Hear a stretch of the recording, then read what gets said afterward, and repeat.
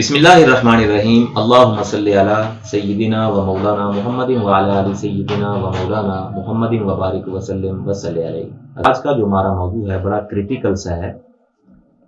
موضوع کیا ہے کہ سب سے پہلے حضور علیہ السلام کے جو صحابہ کرام رضوان اللہ علیہم اجمعین ہیں، ان کی شان میں گستاخی کس نے کی، صحابہ پر سب و شتم کس نے کیا، صحابہ کو برا بھلا معاذ اللہ کس نے کہا، اس موضوع کو بڑا کریٹیکل سا موضوع ہے۔ اس کی ہم پورا احادیث کی روشنی میں، اسلامی تناظر میں اور تاریخ کی روشنی میں بڑے مبسوط انداز میں جواب لینے کے لیے ہم نے کانٹیکٹ کیا عالم اسلام کے محقق علامہ پروفیسر ڈاکٹر صداقت علی فریدی صاحب سے۔ سر السلام علیکم۔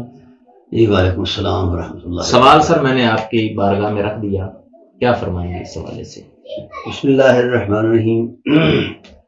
سب و شتم انسانی معاشرے میں کسی بھی اعتبار سے اخلاقی رویہ نہیں سمجھا جاتا، ٹھیک ہے، اور اس کے پس منظر میں جو جذبات ہوتے ہیں، جو اختیاش ہوتا ہے، اشتعال ہوتا ہے، وہی جذبات جو ہیں وہ اگر غلط لفظوں میں بیان کی جائیں تو وہی گالی گلوچ ہے۔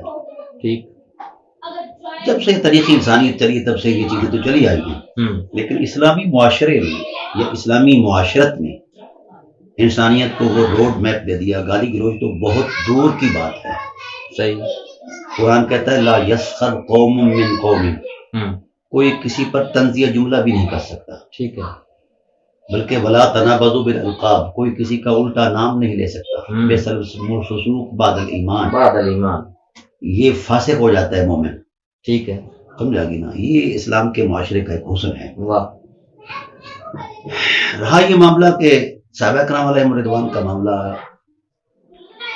تو پس منظر میں جس وقت ہم دیکھتے ہیں، ایک تو ہے گالی گلوچ اتفاق سے ہو جانا، تلخی ہو گئی، ٹھیک، اور دوسرا ہے گالی گلوچ کا باقاعدہ ایک منظم طریقہ کار اختیار کرنا، ٹھیک ہے، ٹھیک ہے نا؟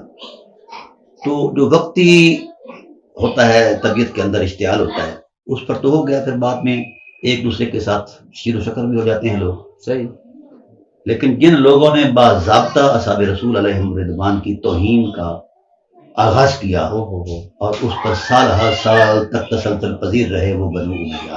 اچھا، صحیح، اب ہم اس بارے میں تفصیلات تو ہم جانتے ہیں، سب لوگ جانتے ہیں، آپ کی ایک کتاب بھی آئی ہے، میری کتاب بھی اس حوالے سے ہے۔ صحیح، اصحاب کرام علیہم رضوان میں سے سب سے پہلا صحابی، سب سے پہلا مسلمان، سب سے پہلا تشخص تقدس جو ہے مولا کائنات علیہ السلام کا ہے، صحیح، ہر لحاظ سے، ہر لحاظ سے، تو ویسے تو گاہے گاہے تلخی تو ہوتی رہتی تھی، لیکن اس تلخی کو یعنی اقدار و روایات نہیں منایا جاتا تھا۔ صلح صفائی ہو گئی، اور حضور کا ارشاد ہے کہ جس وقت مومن لوٹ آتا ہے، اللہ تعالیٰ بھی لوٹ توبہ قبول فرما لیتا ہے، تو اس کے گناہ ختم ہو جاتے ہیں۔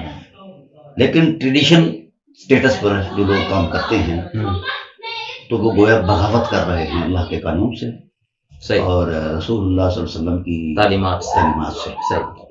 اس باقاعدہ بغاوت کا جو تصور ہے وہ قائم ہوتا ہے ابو امیہ کے دور میں۔ ایک چھوٹی سی اس سے پہلے بھی ایک حوالہ ملتا ہے کہ جب حضرت عثمان غنی رضی اللہ تعالیٰ عنہ کو بنو امیہ نے قتل کروایا تو اس وقت حضرت مولا کائنات علیہ السلام کو نامینیٹ کر دیا کہ یہ قاتل ہے یا بنی ہاشم قاتل ہے، ٹھیک ہے، کیونکہ بنو امیہ چلاک تو ہے نا نہیں۔ تو اس وقت جو حضرت عثمان غنی رضی اللہ تعالیٰ عنہ کے جو عقیدت مند تھے یا پرور تھے، انہوں نے سب و شتم کیا، ٹھیک، لیکن وہ ایک جذباتی رد عمل تھا، ایز اے ٹریڈیشنل نہیں تھا، ٹھیک ہے، وہ وقتی طور پہ صحیح۔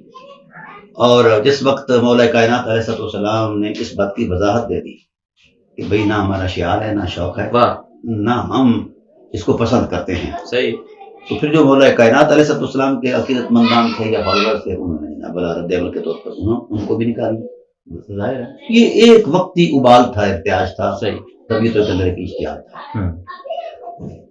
تو اب بنو امیہ چونکہ یہود و نصارہ کے ساتھ رہے ہیں، ہمیشہ یہودیوں کے ساتھ رہے ہیں، نسل در نسل، صحیح، ان کی عادات ان کے اندر موجود ہیں۔ اس کے اوپر بھی ہم ایک پروگرام طے ہاں انشاءاللہ، ٹھیک ہے۔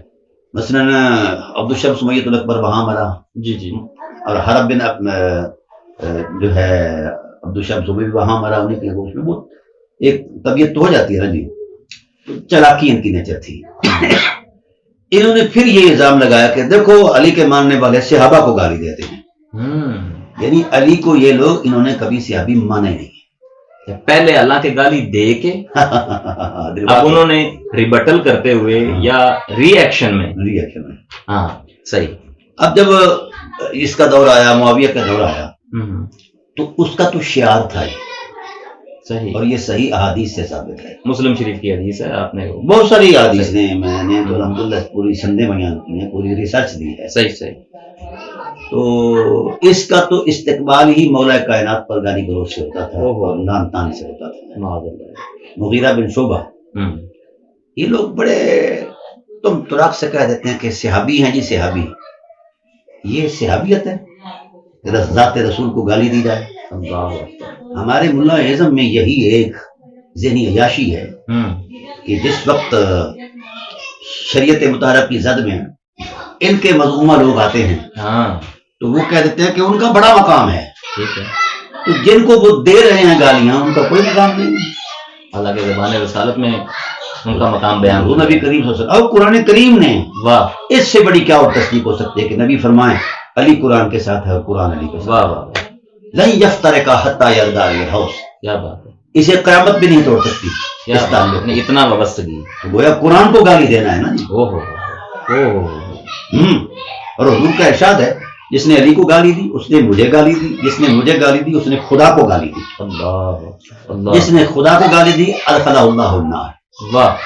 تو یہ 90-95 سال تک یہ تسلسل رہا. اور جو ان کا گماشتہ گورنر گالی نہیں دیتا تھا اسے معزول کر دی جاتا. Suspend, dismiss. صحیح. اور پھر ان کے خطبات تھے، ان کے لوگ تھے، انہوں نے تو ایک ایسی بنا ڈالی بے غیرتی کی اور حرام زدگی کی. یہ میرے الفاظ نہیں، نبوت کے الفاظ ہیں. اللہ. علی سے بغض انسان کو حرام زادہ بنا دیتا ہے. علی سے بغض انسان کو شیطان بنا دیتا ہے. یہ نبوت کے الفاظ. جی نبوت. علی سے بغض انسان کو منافق بنا دیتا ہے. علی سے بغض انسان کو دجال بنا دیتا ہے. علی سے بغض انسان کو کمینہ بنا دیتا ہے. واہ.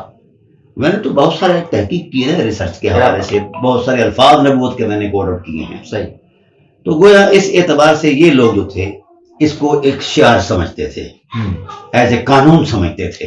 یعنی ان کا آرڈیننس سمجھ لو، یہ ان کی عادت ہو، یہ اندر کا بغض تھا. کانسٹیٹیوشن کیا ہے.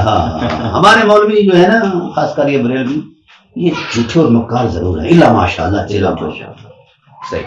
اس کی وجہ یہ ہے کہ اس ظلم اور بربریت، بے غیرتی اور بے حیائی اور حرام زدگی کو بھی انہوں نے اجتہاد کے پلڑے میں ڈال دیا. اللہ.